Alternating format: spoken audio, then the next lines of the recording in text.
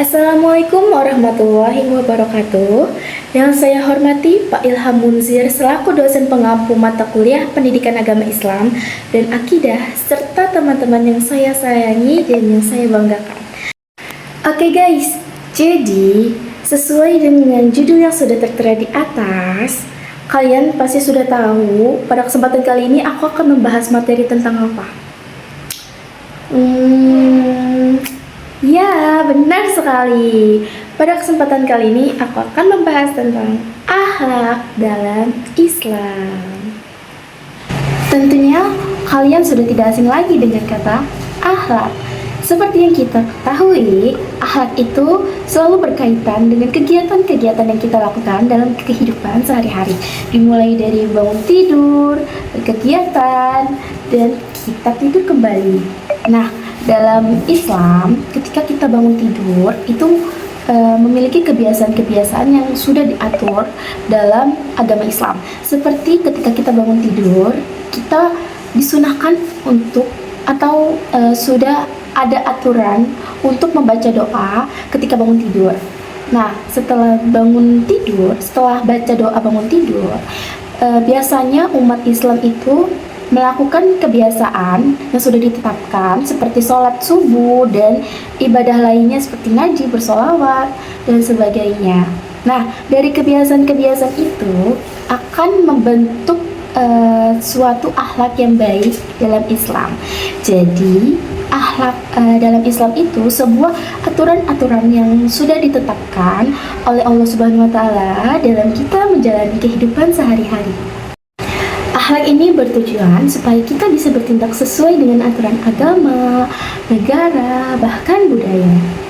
Memiliki akhlak dapat menjadikan kita sebagai manusia yang dapat dihormati, disenggani, dan dihargai oleh orang lain. Jadi, ketika kita hidup di dunia ini, dengan kita sudah menemukan berbagai macam manusia dengan berbagai sifat dan karakter, tentunya tidak semua manusia yang kita ketemu itu memiliki akhlak yang baik. Adapun manusia-manusia yang memiliki akhlak yang kurang baik atau akhlak yang buruk, sepatutnya kita perlu merefleksikan diri kita sendiri. Apakah kita sudah mempunyai akhlak yang baik? Tanpa kita sadari, kita sendiri juga pernah loh melakukan perilaku-perilaku yang kurang baik atau perilaku yang buruk. Karena seperti yang kita ketahui, manusia itu adalah tempatnya keliru, tempatnya hilaf, tempatnya berbuat salah, karena sesungguhnya atau hakikatnya itu manusia memiliki hawa nafsu. Makanya manusia itu tidak pernah luput atau jauh dari dosa. Jadi guys, seseorang yang telah mempelajari ilmu-ilmu akhlak itu tidak secara otomatis akhlaknya menjadi baik. Perlu adanya kesadaran dari dalam diri seseorang untuk menerapkan ilmu-ilmu akhlak yang telah dipelajarinya. Entah itu melalui cara belajar atau melatih secara terus-menerus. Nah guys, seperti yang sudah aku jelaskan pada sebelumnya, akhlak itu bermacam-macam loh. Ada akhlak baik dan akhlak buruk. Akhlak baik disebut dengan akhlak mahmudah, yang artinya perilaku terpuji dimiliki oleh seseorang. Ada beberapa contoh akhlak baik terhadap Allah Subhanahu wa Ta'ala. Yang pertama itu ada ikhlas. Ikhlas itu sendiri artinya suci, murni, dan bersih. Perbuatan seseorang dikatakan suci apabila ibadah-ibadah yang ia lakukan itu semata-mata hanya karena Allah Subhanahu wa Ta'ala dan jauh dari kata riya. Contohnya, seperti kita melaksanakan ibadah-ibadah itu memang semata-mata hanya mengharapkan ridho dari Allah Subhanahu wa Ta'ala, bukan karena ingin dipuji oleh orang lain. Yang kedua itu ada perilaku bertaubat, yang dimana sikap ketika kita menyesali perilaku buruk yang telah kita lakukan di masa lampau dengan cara beristiqomah. Nah, cara kita beristiqomah ini itu akan memberikan keyakinan bahwa kita itu bersungguh-sungguh untuk berubah dan tidak melakukan perilaku buruk tersebut. Contohnya itu ketika kita menyesali perbuatan kita saat berbicara kotor maupun kasar. Disitulah kita berkomitmen untuk istiqomah dengan cara beribadah dan berusaha untuk menjauhi lingkungan-lingkungan yang akan mengakibatkan kita untuk berbicara kotor lagi. Yang ketiga, ada perilaku sabar, yang dimana kita diajarkan untuk menahan diri terhadap suatu ujian atau masalah yang sedang kita hadapi. Sabar itu sendiri harus kita barengi dengan ibadah lainnya, guys, supaya bisa memperkuat rasa sabar kita dan selalu mengingat Allah Subhanahu wa taala bahwa Allah itu tidak akan memberikan ujian di luar kemampuan hambanya. Contohnya itu ketika kita sedang mengusahakan apa yang kita inginkan, tetapi hasilnya tidak sesuai dengan apa yang kita harapkan. Nah, di saat itulah kita diajarkan untuk terus bersabar dan selalu mengingatkan diri kita sendiri bahwa takdir yang sudah Allah tetapkan untuk kita itu pastinya baik untuk kita ke depannya. Yang keempat, ada perilaku bersyukur, dan dimana kita diajarkan untuk mensyukuri atas segala nikmat-nikmat yang telah Allah berikan kepada kita semua. Nah, cara kita untuk mensyukurinya itu dengan cara meningkatkan ibadah kita dan menjauhi larangannya. Yang kelima, ada perilaku tawakal, yang dimana kita diajarkan untuk berusaha, berdoa, dan menyerahkan diri kita kepada Allah SWT, karena meyakini bahwa sesungguhnya Allah telah menetapkan takdir yang baik untuk setiap hambanya. Contohnya, ketika kita sedang memperjuangkan PTN yang kita inginkan, kita sudah berusaha, berdoa, kita berserah diri, lalu kita terus meyakini diri kita sendiri, kalaupun nanti hasilnya tidak sesuai dengan kita yang inginkan, kita tetap harus meyakini bahwa takdir yang Allah tetapkan itu sudah baik, sudah tentu baik untuk kita. Contohnya seperti saat ini kita berkuliah di UHAMKA, yang dimana pastinya itu sudah menjadi takdir yang baik oleh Allah Subhanahu wa taala. Belum tentu apa yang kita inginkan atau PTN yang kita inginkan itu sesuai dengan kebutuhan kita. Yang keenam, ada perilaku takut kepada Allah Subhanahu wa taala. Perasaan takut ini sangat-sangat wajib dimiliki oleh setiap umat Islam, karena ketika kita takut kepada Allah Subhanahu wa taala, tentunya kita menjauhi segala larangan-larangannya, karena kita selalu mengingat akan siksaan-siksaan Allah Subhanahu wa taala apabila kita melanggarnya. Tentunya kita akan mendapatkan siksaan di akhirat nanti. Contohnya ketika kita takut untuk meninggalkan sholat, kita mengingat bahwa ketika kita meninggalkan sholat, kita akan mendapatkan siksaan kubur suatu hari nanti.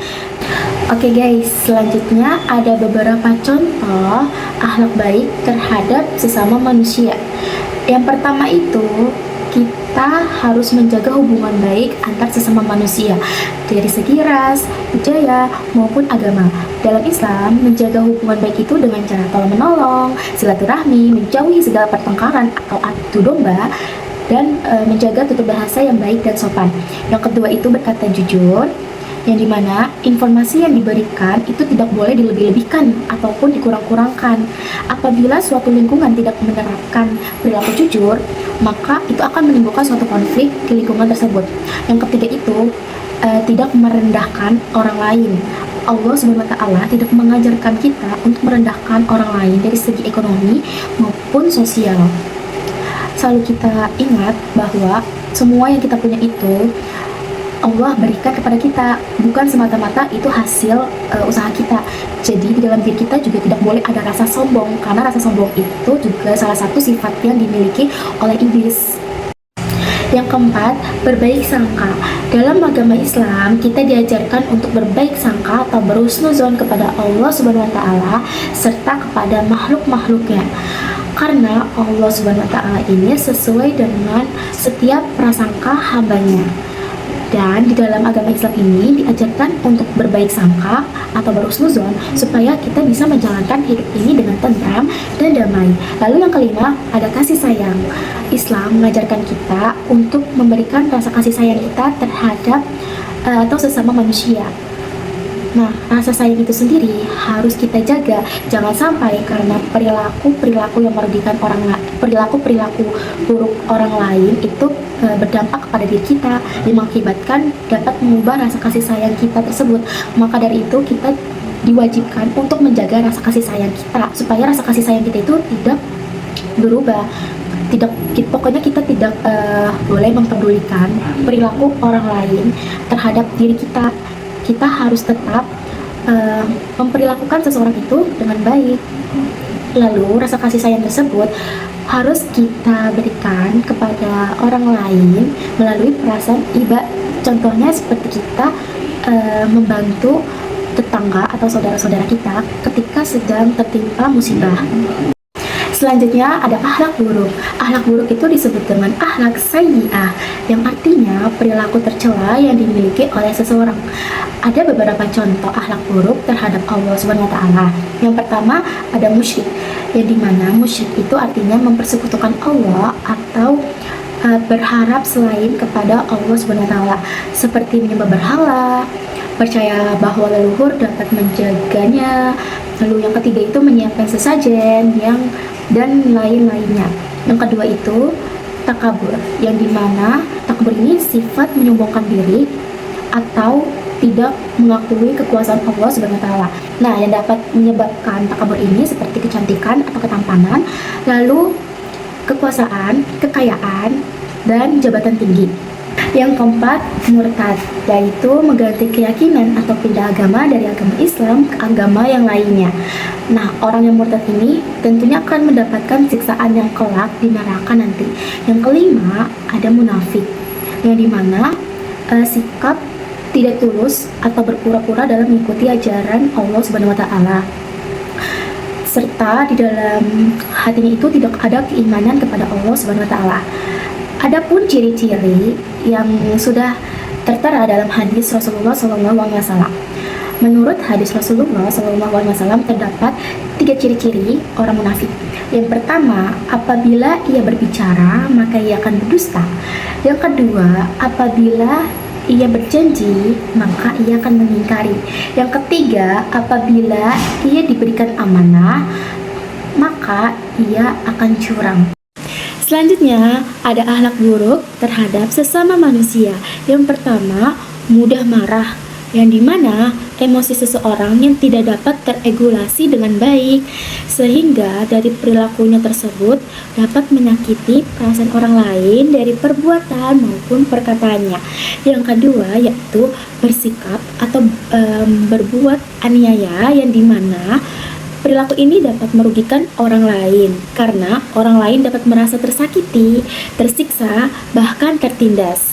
Yang ketiga itu ada perilaku kikir, yang dimana sikap ini tidak mempedulikan orang lain, bahkan enggan untuk menolongnya.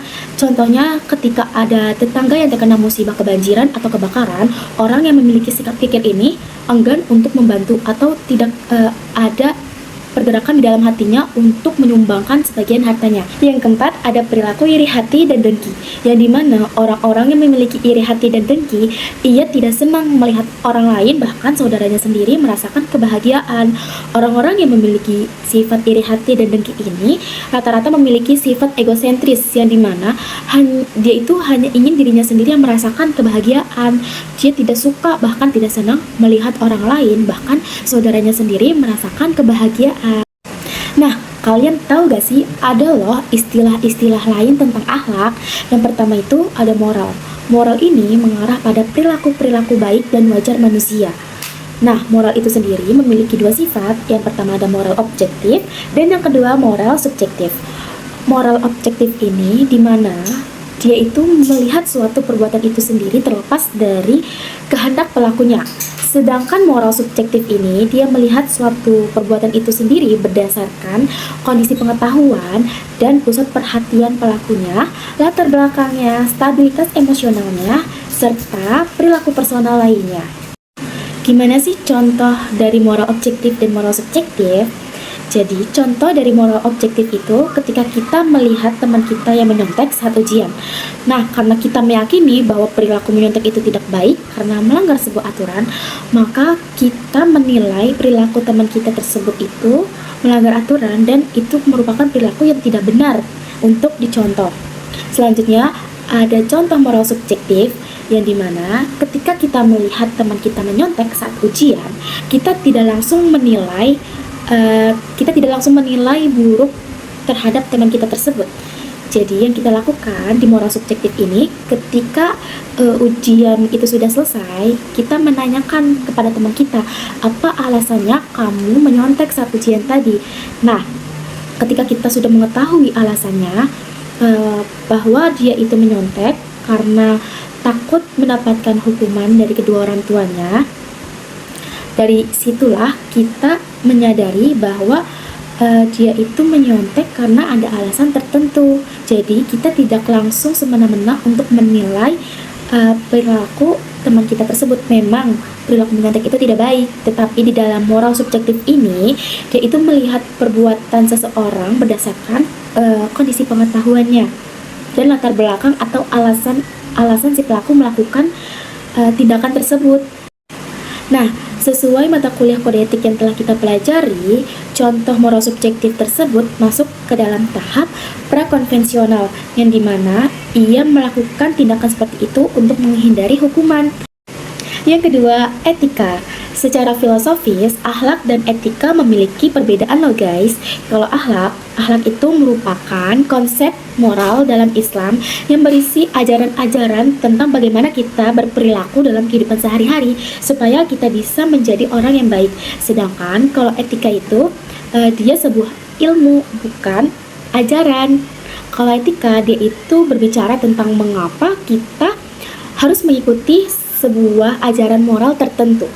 Walaupun etika dan akhlak ini memiliki perbedaan, tetapi secara fungsional mereka tidak dapat dipisahkan. Hal itu terjadi karena supaya kita bisa bertindak secara lebih mantap lagi.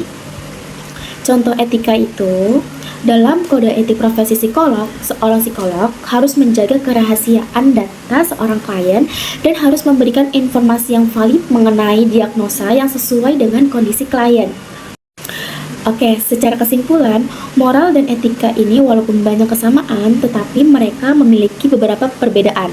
Perbedaannya itu, kalau etika lebih bersifat teori, sedangkan kalau moral itu lebih bersifat praktis. Menurut pandangan para filsuf, kalau etika itu memandang sebuah perilaku secara universal atau umum, sedangkan kalau moral, dia itu memandang perilaku manusia secara spesifik. Contohnya seperti yang sudah aku jelaskan pada sebelum-sebelumnya. Jadi guys, akhlak memiliki tujuan-tujuan dan utamanya. Kira-kira apa aja sih tujuan-tujuan dan utamaannya? Nah, jadi aku akan menjelaskan tujuan-tujuan dari akhlak.